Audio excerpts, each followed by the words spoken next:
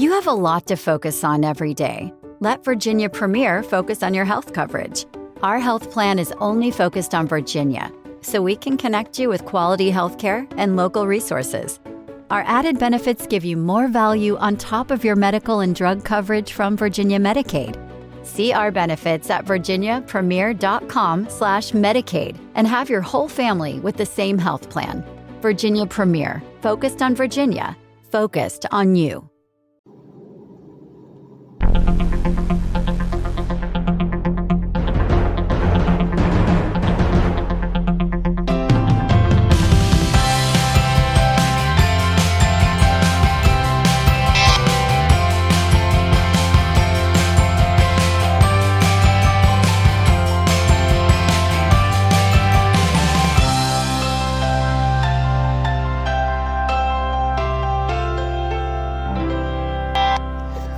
Good afternoon, everyone. It is Sunday, October 10th, and we are in the midst of living through an unprecedented event for the month of October for us who come from the Midwest.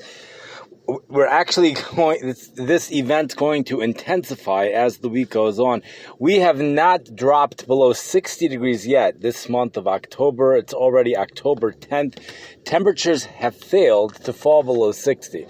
Now, why have they failed to fall below 60? So someone might want to say that, you know why? Because the daytime highs were around 80. Well, if the daytime highs were around 80, then we would be talking about another unprecedented event for temperatures to be 80 degrees for the first 10 days of October. Certainly, if the temperatures were 80 degrees, we could hear why the overnight lows did not drop below 60. But when you look back at last week and you see those daytime highs are 68 degrees, 67 degrees, 69 degrees, and then you look at the overnight lows, 65 degrees, 60 this degrees and 60 that degrees, you have to wonder what is going on here. The nights are 13 hours long. Temperatures start dropping even before Shkia, even before sunset, the temperatures start dropping. So we have 15 hours of dropping temperatures.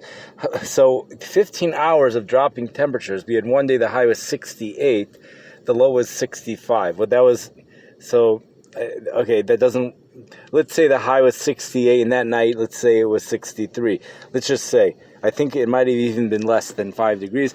You have 5 degrees within 15 hours. So we're talking about dropping 1 degree every 3 hours. So a third of a degree an hour. What can possibly be causing that? A third of a degree an hour. Well, the answer is the dew points.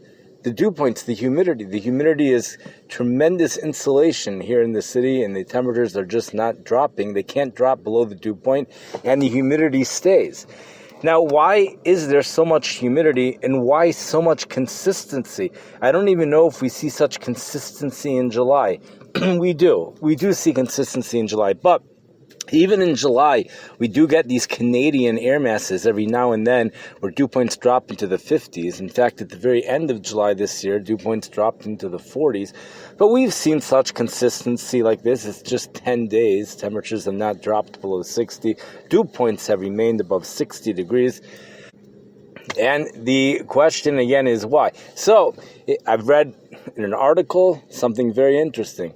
It's because the sun is so weak, the wetness of the ground is just not evaporating at a significant pace, and therefore the dew points remain high. It is the weakness of the sun that is causing all the warmth right now. We still have vegetation all over the place. The growing season is coming to an end for many places out west. Even in the southwest, hard freeze warnings are in effect, and the National Weather Service leaves off with the forecast discussion. They sign off with, and this brings the growing season to an end. It's sad words to hear, because once the growing season comes to an end over there, and it comes to an end in the Northwest Pacific and all around us to the west and eventually to the north, then the humidity starts to die down. Once the humidity starts to die down over there, even though the humidity continues over here, but the jet stream is going to gradually start to move south. That's what's going to start to happen. There's a major question. Is it cold because the reason why we're warm, let's say, is it because the jet stream is above us? Or is the reason why the jet stream is above us because we're warm? And they say nobody knows. It's like asking what came first, the chicken or the egg. Nobody knows. And it's really kind of like a combination of the two. It's a combination of the two. So in a certain way, I think it is the humidity that is keeping the jet stream further north. In fact, humid air is lighter than dry air. I know it doesn't feel like that, but if someone hits a baseball in humid air, that baseball is going to go much further. There'll be more home runs in humid air, especially in Denver, Colorado. There's going to be more home runs in humid air than in dry air. So the air expands, the air rises quicker, these air masses expand, they have the ability to push the jet stream up north, and we are benefiting from that. I think that's what's keeping the jet stream up north. It's the area where there's the starkest, the strongest contrast in temperatures within the shortest distance, within the compressed, there's some other word, but that's the area where the jet stream is going to develop. So we are right now south of that area. In fact, even areas much further north of us, still the leaves are barely changing colors. They're still well into the growing season, and it looks like many areas in this country, especially to our west and even our southwest, will be seeing an end to the growing season this week. What makes this week even more remarkable than the previous weeks is that a cold front from a potent storm system from the Northwest Pacific is going to be moving through our area. In fact, two of them, and the dew points are still going to remain above 60. Even in July, dew points would drop below 60. If you know what's going on in the Pacific Northwest, these are blizzards. This is really cold air coming into the Pacific Northwest. Temperatures in Stanley, Idaho are dropping to 3 degrees for several nights. 3 degrees, 4 degrees. There's 5 degrees. It actually goes 5 degrees, 4 degrees, 3 degrees, something like that. We have temperatures. We already got down, I think, to 9 degrees in some city in California yesterday. It was definitely the single digits, and I think the number was 9, and it was in the state of California. That was the coldest temperature in this country. That was clear progress, perhaps for the first time, that that doesn't happen in the summer. So I've seen 20s in the summer. We see 20s now. But on the other hand, we have Rio Grand Village came in at 107 degrees yesterday. Heat indices, high temperatures in Rio Grand Village, and this is a different Rio Grand Village. This is not even the hot Rio Grande Village. High temperatures today, 103 degrees with heat indices of 110 degrees. We do not get that often. Even in the summertime, it is not common to have heat indices of 110 degrees no matter where you are.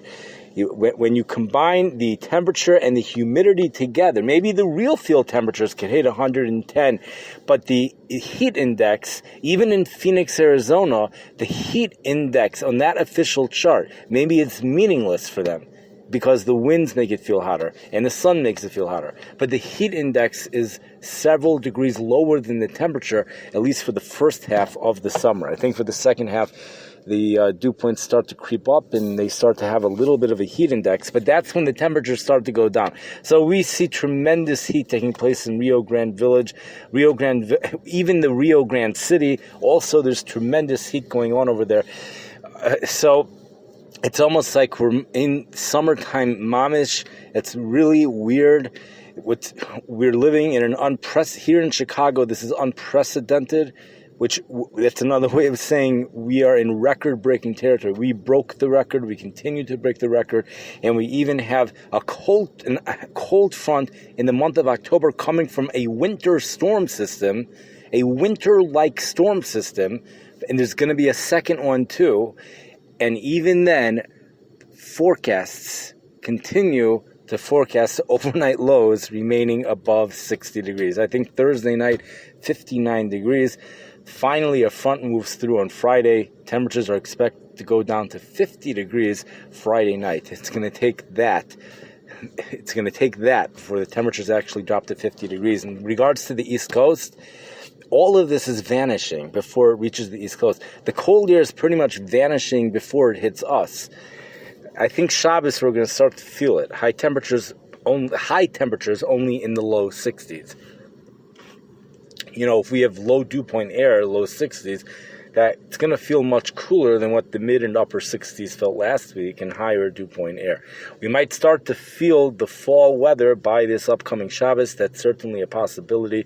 There's pictures that many national weather services, they're taking in the state of Maine, just taking a picture of the trees this year, comparing it to last year, and you just see how the colors are just not changing. It's like we're still in summer.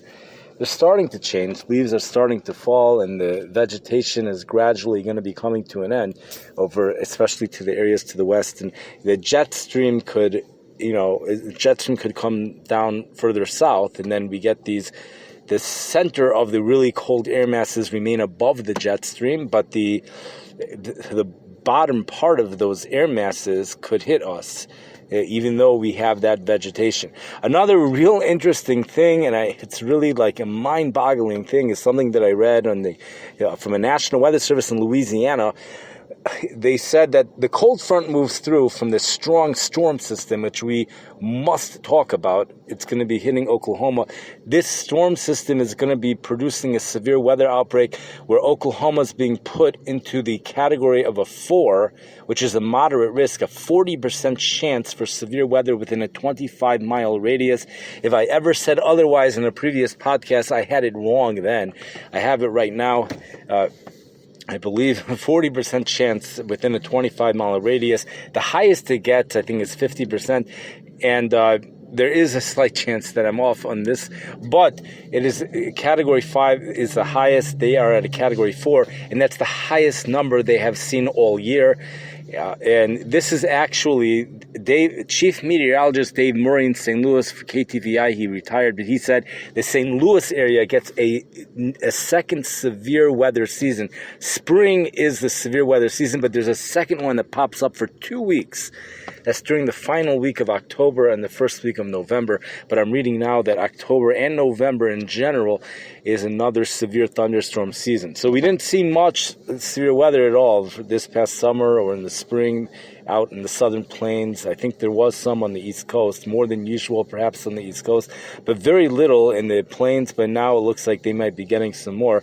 As these storm systems, 2 of them, a severe weather outbreak today, another one happening on Tuesday, and one in the Midwest for tomorrow. The city in Louisiana said, back to Louisiana, after the cold front moves through, which usually dries us out, dries whatever city it is, it drives it out, dries it out, it also drives out the rain and dries it out. But they said Pacific moisture, it will continue to feed into the city, and therefore the chances of thunderstorms will continue. What I couldn't get over is that this is a city on the Gulf of Mexico, and I just couldn't figure out why do they need the Pacific moisture to get the thunderstorms? They have something so much greater than the cold Pacific water. They have the hot waters of the Gulf of Mexico right in front of their face. So, and then the Pacific Ocean, it's a cold current. Unless they're talking about from the Gulf of California, it must be that. It must be the Gulf of California has really warm water temperatures. So I guess it's talking about that. I guess the winds are coming from over there, and the Gulf of Mexico is not doing it for whatever reason. The Gulf of Mexico is certainly doing it for North Carolina, as a low-pressure system sits about 80 miles southeast of North Carolina, and it's producing 2 to 4 inches of rain for North Carolina, along with coastal flooding from Miami all the way up to Boston, Massachusetts. And there's coastal flood statements, advisories, watches, and warnings in effect. The areas which have warnings, Virginia, Delaware, and New Jersey. There's even one place in Maryland that has a warning. The National Weather Service says, do not leave your car for an extended period of time in certain areas because roads could easily become completely flooded just like that. In North Carolina, floods would come as a result, in addition to the 2 to 4 inches of rain that's expected there. Lots of storm systems, strong storm systems in the country this week. But of everything, the highest rainfall accumulations that I've seen forecasted is what's happening in North Carolina right now, and 2 to 4 inches of rain. I think it might have even been Virginia. The National Weather Service is also monitoring this low pressure system for the potential of it becoming into a tropical storm mamish, and it would get the name Wana if it did so, and that would complete the alphabet. 21 storms. There is no name for Z or Y, anything like that, and then we start over again. But this would be the third season. If that should happen, this would be the third season that we're doing that. The first season was 2005. The second season was last year, and this would be another season should that happen, where we're going to be starting the alphabet over again. The hurricane experts warn us that even if this does not happen, and there's nothing going on in the Atlantic right now other than this low pressure system on the East Coast, the Caribbean water temperatures are unusually warm, and therefore there is significant potential for towards the end of the month of October. There's significant potential for tropical development. Now, what is unique about this year is previous years we always went into the Greek alphabet. Those previous years, 2005 and 2020, they changed it. We're no longer using the Greek alphabet. I don't know what we're doing. What if we're using the Hebrew alphabet? That would be so much fun. Hebrew, Hurricane Avraham, or maybe there's a Hurricane Bilam for. But probably we're just going to start from A again, and just they're probably just going to make up some names A again in the English language. Maybe they'll go to Spanish. I don't really know, but that is likely to happen this year, regardless of whether this low pressure system becomes a tropical storm. It's probably not going to become a tropical storm because the upper atmospheric conditions are not conducive for development of a tropical storm. Although this evening it will become a little bit more conducive, but nonetheless, it's probably not going to be a tropical storm. Just bringing those 2 to 4 inches of rain. Here in the, where do we go from here? We're all over the place, right? Everywhere in this country, generally speaking, I think everywhere in this country is getting severe weather this week, except for the Northeast. There, it's only the coastal flooding issue that you have to worry about. I'm not aware of anything going on in the Northeast. We have a potent low pressure system that moved onto the coast today. There might be another one also in the Pacific Ocean by the northwest, with a front trailing out of that one, or the fronts trailing out of the one from on the just the west coast. And between the two of them, and especially during the second storm system that moves in midweek, colder air is going to be filtering into this country. But it's the one that's bringing a front today, that low pressure system, the one that's going to be bringing severe weather to Oklahoma on Tuesday, not the one bringing severe weather today, the one on Tuesday. There is 2 low pressure systems. There's more than that. We have 2 troughs this morning, 2 troughs, and one of the troughs of low pressure, which was intense, turned into 2 storm systems that went in opposite directions as it hit the Rocky Mountains. One of them went to North Dakota. I think that actually happened yesterday because North Dakota saw a severe weather outbreak yesterday evening. The other one it's going to Oklahoma or Kansas, one of those states this evening, probably Kansas, and it's going to be producing a severe weather outbreak. The severe weather outbreaks happen in the southeast part of the storm system towards the center, and the weather maps show a low pressure system over Kansas. So low pressure system moves into Kansas, maybe even southern Colorado. Actually, the map I saw shows southern Colorado, and you have that severe weather in Oklahoma. The states getting hit the hardest is really Oklahoma and Arkansas. From 6 p.m. to 9 p.m. tonight, we're going to be seeing potential tornado development and large baseball-sized hail possible. The tornadoes that do develop are expected to be strong and to stay on the ground for a long period of time. That's from 6 p.m. to 9 p.m. So that's going to be in northeast Oklahoma, I believe. Northwest Oklahoma, I believe, is out of it. I believe they might just get thunderstorms. Then from 9 p.m. to midnight southeast Oklahoma, and then from midnight to 3 a.m., it's northwest Arkansas. It seems kind of strange to me, but that's what it is. Dallas, Texas, at some point is getting hit with this also. The way it's working for tonight is you have the chances for tornadoes are highest from the 6 p.m. to 9 p.m., and then the storms are going to turn into one large squall line. It's going to attack everywhere. And that's when the tornado chances go way down. They remain, though. There's still a chance for tornadoes, but the general weather risk is going to be damaging winds up to 80 or some say even 90 miles per hour. Later on tonight, that's going to be the main issue in the Oklahoma, Arkansas, and Texas area. The forecast models continue to spread that area. It's spread the areas which are going to be seeing that severe weather. In fact, what's really strange is that I noticed all of a sudden there was an area in northeast Minnesota that's been put onto a slight risk for severe weather as well, and it looked like it was for today. That's what it looked like. I don't know what that's all about. In Wisconsin, it looked like they're under a marginal risk for severe weather, 5 to 15% chance for severe weather. Slight risk is 15 to 25% chance.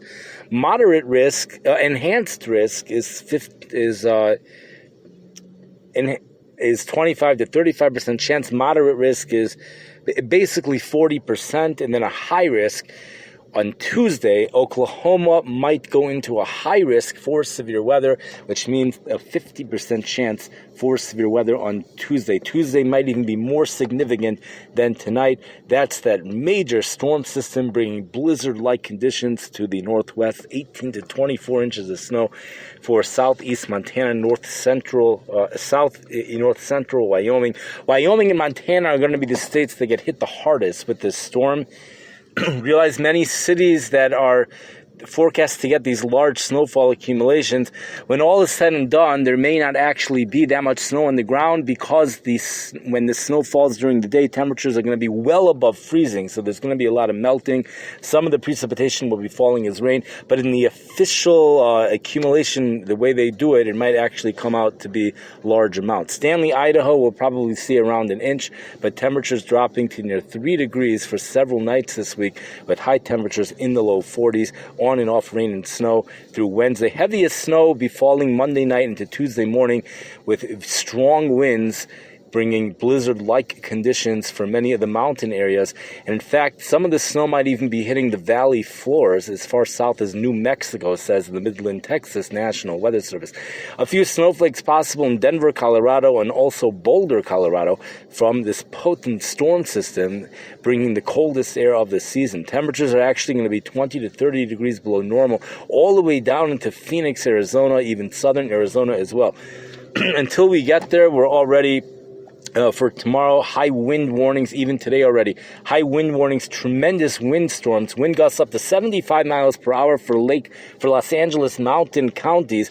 National Weather Service warns everyone should stay away from trees, especially forest areas. Trees will get blown down, power lines will get blown down, and people are, ideally, they say, should be in basements away from windows until the windstorm has passed. This is not just a normal windstorm. It's not just a high windstorm. This is like the highest of the high. In fact, the AccuWeather Max is at 80 miles per hour gusts just from, it's sunny out and blah, blah, blah. Actually, dust storms are expected to develop in the desert Southwest with zero visibility. So we have both the desert Southwest and the Pacific Northwest and even areas in between, pockets of zero visibility, either because of whiteout conditions or dust out conditions. Breathing will be, there's breathing issues also in the desert Southwest due to the dust storms. Severe weather in the desert Southwest, severe weather up in the Northwest, also some severe weather going on in the Colorado Rockies as well. There are some pockets here and there in Utah and Nevada getting higher snowfall accumulations. The highest I saw in California was only 4 inches. Temperatures got down to 9 degrees in the city in California yesterday, but 107 degrees in Rio Grand Village, Texas yesterday. Forecast temperatures 103 for today and tomorrow with heat indices indices of 110 degrees. Just unbelievable stuff. This is July stuff. Even for that city, it's July stuff. The sun is at a low angle everywhere right now, even Miami. This is really unbelievable stuff. So there's lots of heat, and when that collides with the cold air, also the dry line, air that is bone dry coming out of the desert is colliding with humid Gulf of Mexico air over Oklahoma, and that is what's producing the tornado potential. You need that dry line for the tornadoes. When you go up into the atmosphere, the winds are blowing in all different types of directions, and that's going to produce strong rotation, and that's going to have an increase in the chances of tornadoes.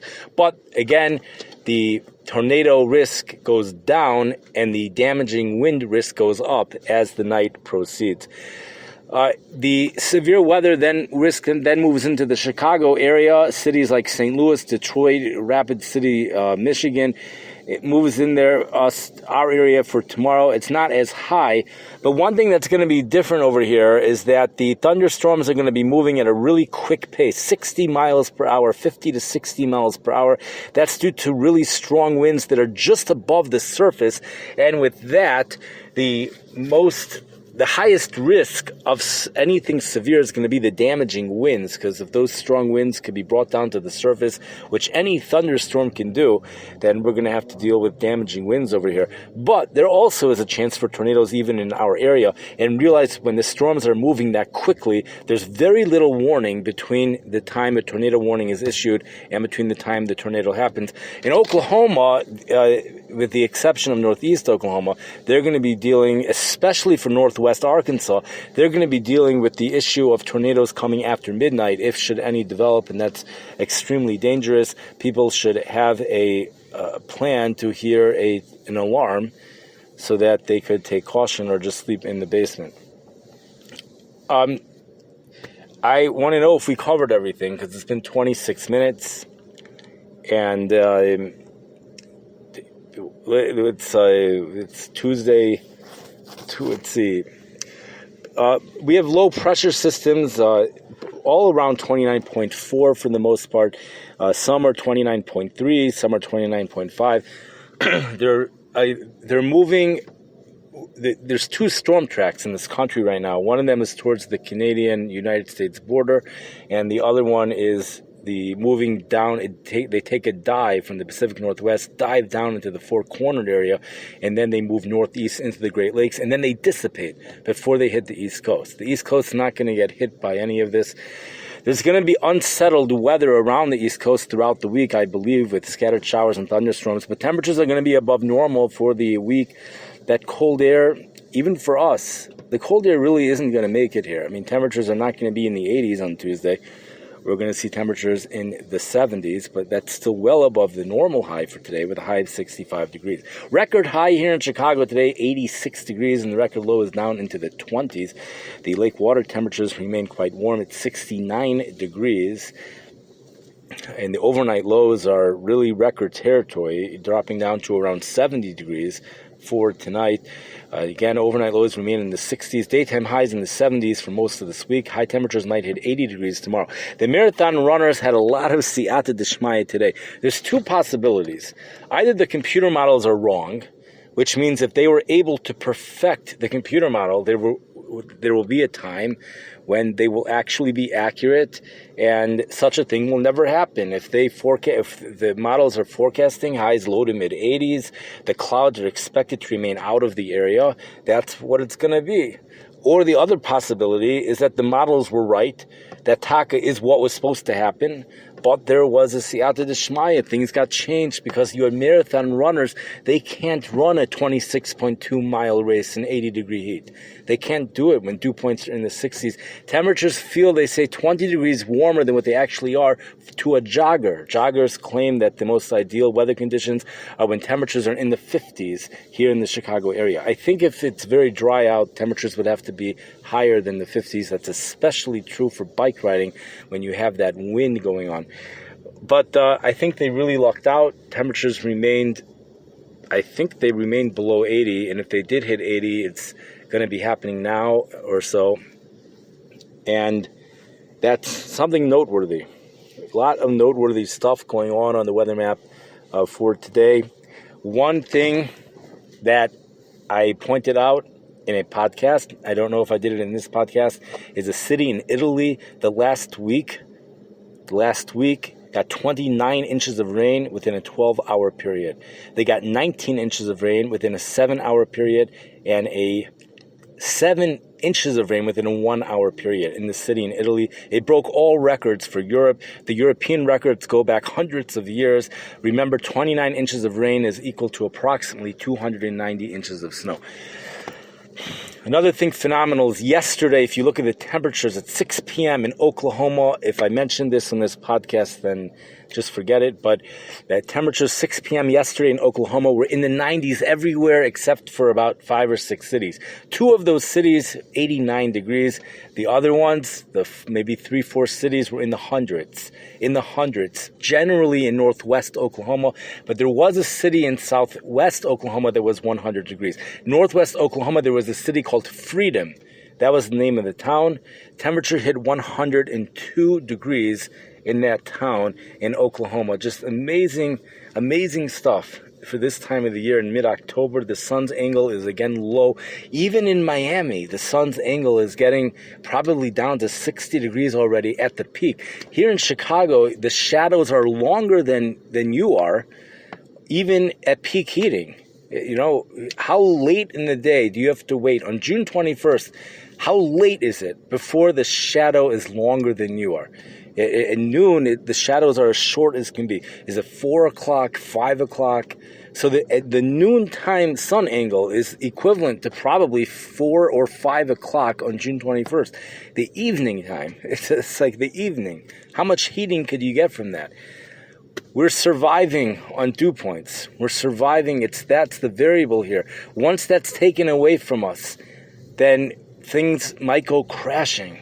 They might go crashing. So I don't know if this is an indicator of a warm winter at all.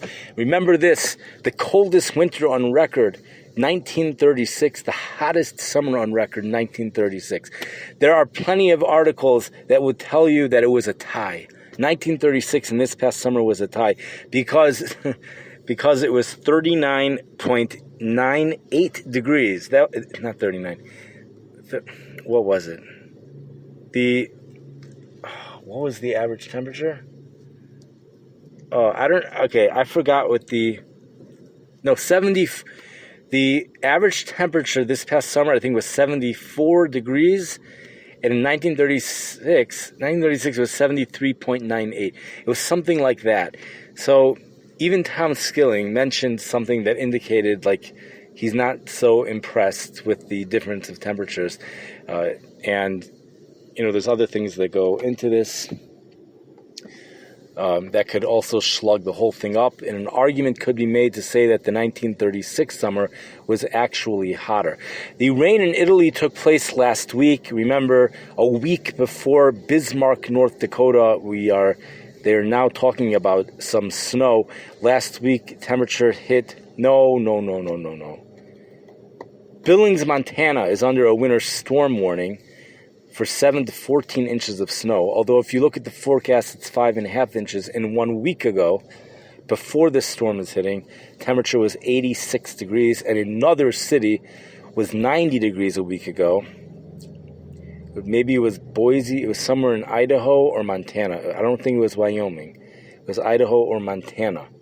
Bismarck, North Dakota was in the low 90s a week ago. And I think it was 100 in Hazen, North Dakota, 1 week after the fall equinox, which is pretty impressive stuff. Okay, everyone, I know that we didn't cover everything. I just can't imagine that we did, but who knows? Volsdrift, South Africa is going up to 110 degrees this week with overnight lows in the low and mid-60s. So you have it. Here in Chicago, we have overnight lows in the low to mid-60s. Daytime highs last week, upper 60s. There, overnight lows, low to mid-60s. Daytime highs, 110. That's quite a difference. Dew point over there, 22 degrees. We don't see that until the winter time. thank you for listening. I hope everybody enjoyed. And we've been on this podcast for 34 minutes. We're just going to listen to a little song for whatever reason. And let's pick out this song. It's called White Rabbit March. It's supposed to sound Jewish.